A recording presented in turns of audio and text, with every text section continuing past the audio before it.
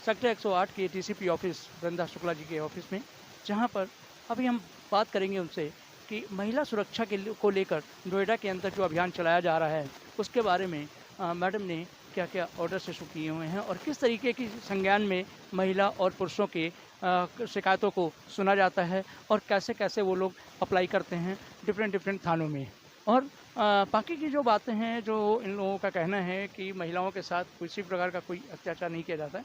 बाकी के बारे में आगे डिटेल में हम बात करेंगे वृंदा शुक्ला जी से। आइए मिलते हैं डीसीपी वृंदा शुक्ला जी से।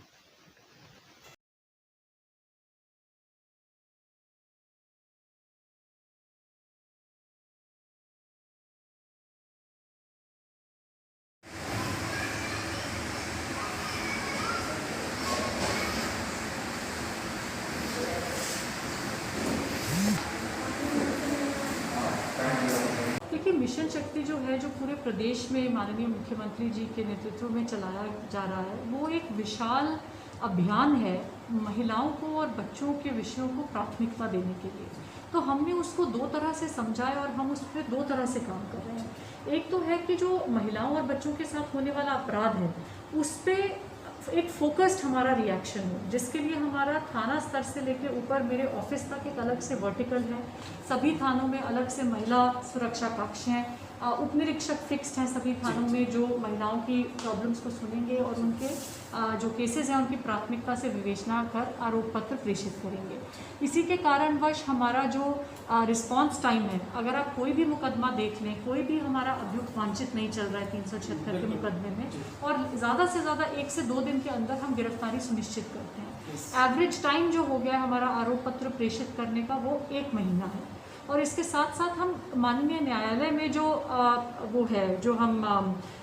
केसेस की पैरवी कर रहे हैं, उस पर हमने इतना काम किया है कि पिछले 3 से 4 महीने में लगभग 65 अभियुक्तों को सज़ा हो चुकी है महिला संबंधी अपराध में। तो ये तो है हमारा एक साइड जो कि है अपराध पे काम, कि महिलाओं को लगे कि उनकी सुनवाई का एक स्वतंत्र माध्यम है और उनके जो प्रॉब्लम्स हैं उनको पूरी प्राथमिकता से उनकी विवेचना की जाती है और उन पर दंडात्मक कार्रवाई की जाती है। जो दूसरा इस अभियान का कंपोनेंट है वो ये है कि एक जागरूकता अभियान है। तो हमने बहुत से नए प्रयोग किए हैं महिलाओं की जागरूकता बढ़ाने के लिए, ताकि वो किसी भी गलत, किसी भी असहज स्थिति को चुपचाप सहन ना करें और उन तक ये बात पहुंचाने के लिए कि क्या क्या व्यवस्था उनके लिए सरकार ने की गई है और उसको सरलता से कैसे एक्सेस करना है। तो इसी संबंध में हमारे द्वारा एक जागरूकता वाहन चलाया गया था, जिसपे एक छोटी सी फिल्म थी, क्योंकि माना जाता है कि जो पढ़ने वाला लिटरेचर है वो हर कोई नहीं पढ़ सकता और कई लोग डिजिटली कनेक्टेड नहीं होते, उनके पास मोबाइल फ़ोन्स नहीं होते। तो हमने बिल्कुल सरल हिंदी में मेरे द्वारा, सीपी सर द्वारा, हमारे और महिला सुरक्षा के स्टाफ द्वारा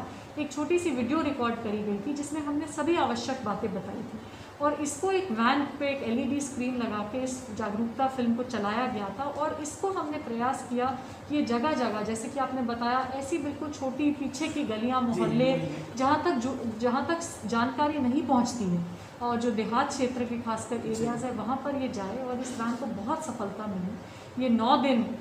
पूरी चलती रही और लगातार सुबह 7 बजे शुरू हो जाती थी, रात के 11 बजे तक चलती थी और इसने लाखों लोगों तक अपना संदेश पहुंचाया। इसी के साथ साथ अभी हमने हाल में बिल्कुल छोटे छोटे कार्ड्स छपवाए, जो एक विजिटिंग कार्ड के साइज़ के होते हैं, जिसपे सभी आवश्यक हेल्पलाइंस, ईमेल एड्रेस महिला सुरक्षा से संबंधित दिए गए हैं, ताकि महिलाएं इसे अपने पॉकेट में, अपने पर्स में संभाल के रखें, ताकि जब भी आवश्यकता होती है तो उन्हें सूचना, क्योंकि आम आदमी को याद नहीं रहता कि क्या हेल्पलाइन नंबर्स हैं, क्या फ़ोन नंबर्स हैं, लेकिन उनके पास एक छोटा सा कार्ड हो जिसपे जो भी उनको सहायता चाहिए वो सभी आवश्यक सूचना उनको तुरंत उपलब्ध हो सके। तो महिला चौपाल हम बहुत संख्या में करते हैं। मैं ही लगभग एक महिला चौपाल प्रत्येक सप्ताह करती हूँ और इसी तरह मेरे ACPs और सभी थानों की जो महिला सुरक्षा इकाई है। और इन चौपालों का भी जो फोकस रहता है वो टारगेट ऑडियंस हमारी देहात की, छोटे छोटे मोहल्ले, कस्बों की है, जहाँ महिलाओं में अभी भी जागरूकता की कमी है। मिशन शक्ति की आप ही देखरेख में तो ऐसा क्या चीज़ दी है जिससे मतलब समझाने में आसानी हो गई, दोनों पक्षों को सुनना हो गया? आजकल पहले ऐसा नहीं था, महिला ने कंप्लेंट की सीधा ही हो गया, लेकिन आज की पक्ष सुना जा रहा है, तो ये योगी जी का उसमें हुआ या क्या है इसमें? जी, आई थिंक आप मुझे अनड्यू क्रेडिट दे रहे हैं कि मेरे अंडर हुआ है। ये आई थिंक व्यवस्था का प्रभाव है, जी। क्योंकि जब भी आप स्पेशलाइजेशन की ओर जाएंगे Yes, उसका प्रभाव होगा तो Yes. सही। उसके अब दो फोल्ड प्रभाव है। एक तो ये है कि जो स्टाफ है उनको जब कहा गया कि आपको और किसी भी जिम्मेवारी से सैडल नहीं किया जाएगा, आपका काम सिर्फ ये है कि किसी भी महिला की बात अनसुनी ना रह जाए, तो उन पे एक किस्म से एक जिम्मेवारी फिक्स हो गई है। क्योंकि अब किसी थाने से अगर कोई आके कहता है प्रार्थी कि भाई मेरी सुनवाई नहीं हुई, तो हमें पता है कि हमारे यही 2 सब इंस्पेक्टर हैं जो महिला सुरक्षा के लिए रिस्पॉन्सिबल हैं, तो सुनवाई नहीं हुई तो इन्हीं को पूछो क्यों नहीं हुई। आपको ये नहीं कह सकता कि मुझे तो पता नहीं था थाने में किससे मिले किससे नहीं, क्योंकि एक अलग से व्यवस्था है। तो ये इस मॉडल की खूबी है कि इसमें एक स्वतंत्र माध्यम है महिलाओं की सुनवाई के लिए, और इसीलिए जो जिम्मेवारी फिक्स हुई है, जो भी संबंधित पुलिसकर्मी हमारी महिला सुरक्षा इकाई में नियुक्त है, उसी पूरी व्यवस्था के कारणवश ये जो सक्सेस रेट है, जो सफलता का दर है, ये इसमें बढ़ोतरी हुई। लेकिन बहुत मुझे गर्व है इस चीज़ पे कि अभी तक हम ये इंश्योर कर सकें कि किसी के साथ भी कुछ गलत ना हो। चाहे एफआईआर फाइल होती है, हम एफआईआर फाइल करने में कभी संकोच नहीं करते, क्योंकि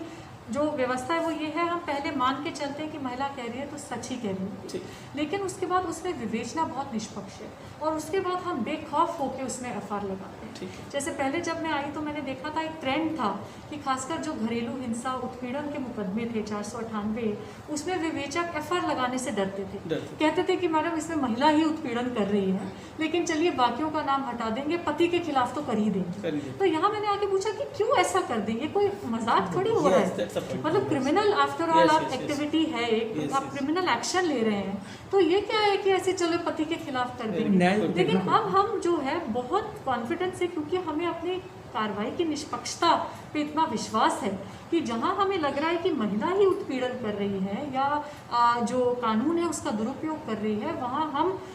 बहुत स्वतंत्रता से, बहुत कॉन्फिडेंस से एफआईआर लगा रहे हैं, और 182 की रिपोर्ट भी प्रेषित कर रहे हैं कि झूठी सूचना दी गई थी और झूठा मुकदमा। मैम कि काफ़ी अच्छा काम कर रही है 108 की टीम पूरी, लेकिन एक सामाजिक तौर पर मैं बोलना चाह रहा हूँ, एक पत्रकार के तौर पर भी दोनों का ध्यान रखते हुए किया जाए। बहुत बहुत धन्यवाद आपका।